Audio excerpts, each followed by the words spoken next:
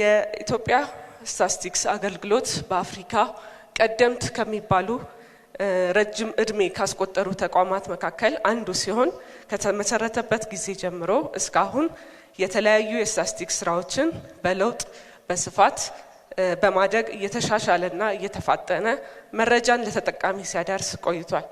የአንድ ኢኮኖሚ ዘመናዊነት የሚለካው መረጃን በወቅቱ ሲጠቀም መሆኑን በመገንዘብ የናሙና ጥናቶችን ሀገር አቀፍ ቆጠራዎችን በዋጋ ጥናት መልኩ እያጠናከረ እንዲሁም በስነ ህዝብና በግብርና በመሳሰሉ መረጃዎች እያጠናከረ መረጃዎችን ለፖሊሲ ውሳኔ ሰጪዎችና ኦፊሻላዊ መረጃዎችን በማቅረብ እዚህ ደርሷል ማለት ነው። የአስተዳደራዊ መረጃዎችንም ስታንዳርዱን በማስጠበቅ የአቅም ግንባታ ስርዓቶችን እየሰራን ከተለምዶ የመረጃ ማሰባሰብ ስርዓት ውስጥ ወጥተን ተአማኒ የመረጃ ምንጭ በመሆን ለፖሊሲ ውሳኔ ሰጪዎች ኦፊሻላዊ መረጃዎችን እያቀረብን እንገኛለን ማለት ነው። በእርግጥ እንደ ረጅም እድሜ አገልግሎትና ልምዱ ከዓለም አቀፍ ተቋማት ጋር ወይም አቻዎቹ ጋር ሲነጻጸር ተስተካካይነቱ ውስንነት የነበሩበት ነበሩ። በተለይም በተበጣጠሱ ስርዓቶች የሚጓተቱ ስራዎች እርስ በርስ ያልተጣጣሙ እና ያልተቀናጁ ጥናቶች ረጅም ጊዜ ደግሞ የሚወስዱ ውጤቶች ወቅታዊነታቸውን ያልጠበቁና በሀገርም ሆነ በዓለም አቀፍ ደረጃ የዲጂታል አጀንዳን ያላገናዘቡ አቋም ላይ ነበርን። መረጃ ሀብት በሆነበት መረጃ አቅም በሆነበትና መረጃ መሳሪያ በሆነበት በዚህ ዘመን እነዚህ የተለምዶ አሰራሮች ወደፊት እንደማያሻግሩን በማመን በኤስዲፒ እና በለውጡ በባለፉት 8 አመታቶች ትኩረት ስለተሰጡበት የሀገራችን የ10 አመት ዴቨሎፕመንት ፕላን የኢኮኖሚ ማሻሻያዎችን ሪፎርሞቻችንና የዲጂታል ኢትዮጵያ ማዕከል ያደረገ ቅድ ይዘን በአራት ምሰሶች ማለትም የረጅም አመት ይዘን የመጣንባቸውን ልምዶቻችንን እያስቀጠልን በፍጥነትና በዘመናዊ መሳሪያዎች በመታጠቅ ወደ ልህቀት ተቋም የምንቀጥልበትን መንገድ ቀይሰን እየተንቀሳቀስን እንገኛለን ማለት ነው። እንደ ሀገር የኢንስቲትዩሽናል ሪፎርም ወይም የተቋም ግንባታን አላማ አድርገን በመንቀሳቀስ የባለሙያ ብቃታችን ወይም ሂውማን ካፒታል ሪፎርማችንን በማጠናከር እንዲሁም የስነ ጥናት ዘዴዎቻችንን ሜቶዶሎጂ ሪፎርም ያካሄድን በፍተሻ እየከለስን እዚህ እየተንቀሳቀስን እንገኛለን ማለት ነው። እነዚህን ሁለቱን ደግሞ አንድ ላይ የሚያጠናክርልን የቴክኖሎጂ ቱል በመጠቀም እንደ ማንቀሳቀሻ እንደ ሞተር በማድረግ የስታቲስቲካል የግንዛቤ ማሳደጊያና ተደራሽነታችን ደግሞ እያጠናከርን እንገኛለን ማለት ነው።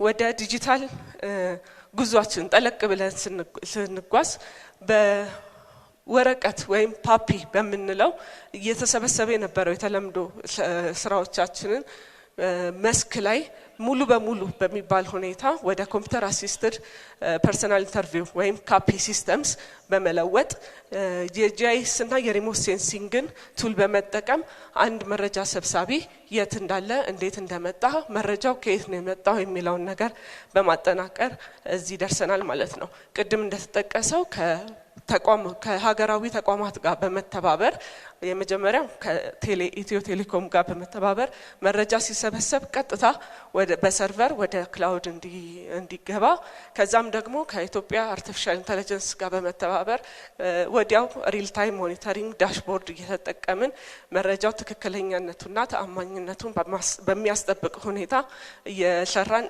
እየተቀበልን እናስተካክላለን ማለት ነው።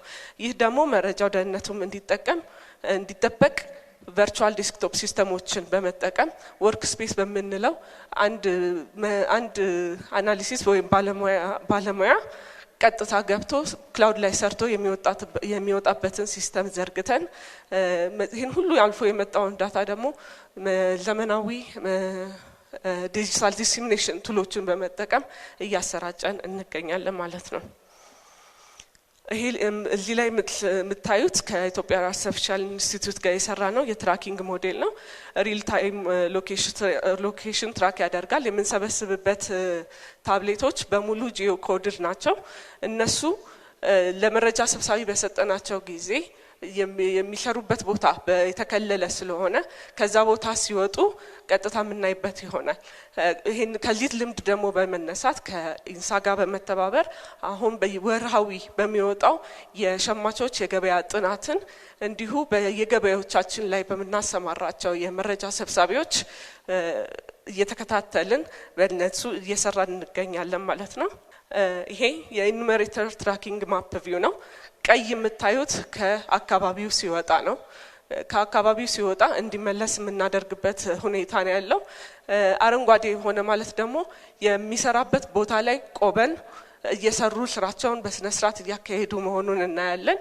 ቢጫ የሆኑ ደግሞ አካባቢው ላይ ያሉ ግን ስራ መስራት ያልጀመሩትን መሆኑን አይተን እነሱን ደግሞ እየተከታተልን ወዲያው የመረጃ ተአማኒነታችንን እናረጋግጣለን ማለት ነው። ይሄ ሰው በትራኪንግ ኦኬ ቦታው ላይ ሆኗል። ከዛ በኋላ ግን ምን እያደረገ ነው? የተሰጠውን ስራ በስነ ስርዓት እየሰራ ነው ወይ የሚለውን እሱንም እየተከታተልን በስራው በተሰጠው የስራ መጠን ልክ ተፈጽሟል ወይ ይሄ ሰራተኛ በስነ ስርዓት ሰርቷል ወይ የሚለውን ነገር ቼክ እያደረግን የምንከታተልበት የዳሽቦርድ ሲስተማችን ነው ማለት ነው። በኢትዮጵያ ወደ 26 ብራንቾች አሉን። በእርግጥ ይሄ አሁናዊ ሁኔታን አይመለከትም፣ ግን ከሄድኳርተርስ ቆመን ቁጭ ብለን እዛው የምንከታተልበት ሲስተም ነው። እንደዚህ እንደምታዩት አንዳንድ ጊዜ ኔትወርክ ሲቋረጥ በተለያዩ ምክንያቶች ሊሆን ይችላል። እዛ ድረስ መሄድ ሳይጠበቅብን ቀጥታ እየተነጋገርን ሪል ታይም ሶሉሽን የምንሰጥበት ሲስተም ነው ማለት ነው። ዳታዎች መረጃ ተሰብስበው እኛ ጋር ከመጡ በኋላ በባለሙያዎች ተፈትሸው ከተጣሩ በኋላ ለውጤት ከተዘጋጁ በኋላ ስቴት ኦፍ ዘ አርት የሆነ ዌብሳይት ዴቨሎፕ በማድረግ ይሄንን ሪፖርታችንን እናወጣለን።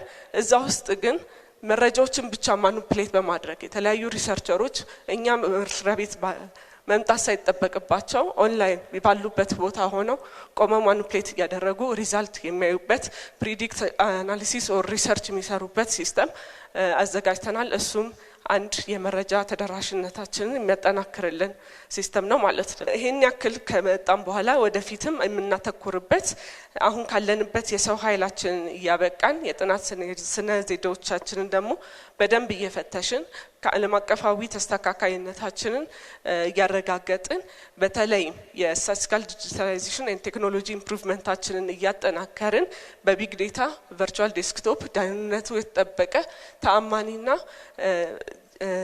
እውነተኛ እንዲሁም ወቅታዊ የመረጃ ምንጭ መሆናችንን እያረጋገጥን ወደፊት እንሄዳለን ማለት ነው።